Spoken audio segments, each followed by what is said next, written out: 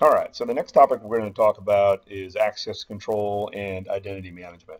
This is a domain that is near and dear to my heart, having worked in access control for most of my career, whether it's on the network engineering or network security side of the house, or dealing with specifically Active Directory farms or LDAP servers and identity management.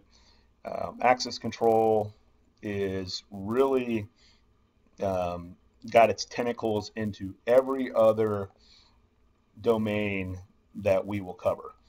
And identity management is so important in this day and age. And we'll talk about these things throughout this lesson. We're going to first talk about the principle of least privilege. We It seems intuitive enough that we should go ahead and immediately know what this is, but really, I think the naive approach is that, well, yeah, you don't give people access unless they are asking for it. And really, I think the old saying goes, you have not because you ask not, really applies here. In this particular case, we always want to practice the principle of least privilege because it gives us the opportunity to not get in trouble, A, but also limit the amount of access people have to our network resources. So it's super important. Let me give you an example with the principle of least privilege.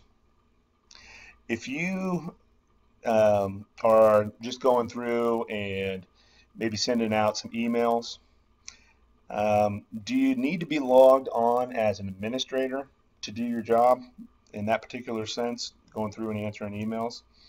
No, you probably don't. Instead, you should maybe go ahead and stand up just a regular user account for those types of daily tasks. And then when you need those elevated privileges to, go out and do system administration, then you can go and use the run as administrator function in Windows, or in the Linux environment, you can use the sudo. And that's really what those are there for.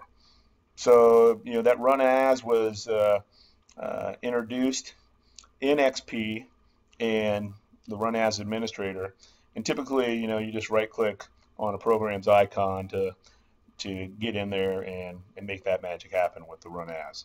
And then, if you're using Mac OS X or any flavor of Linux, the sudo or su super user, it would enable that administration function. So really, you don't need uh, the administrator, or you don't need to give people administrator access either unless they ask for it. And we should always want to have people going through and doing the change request whenever they're going through and asking for access to specific things.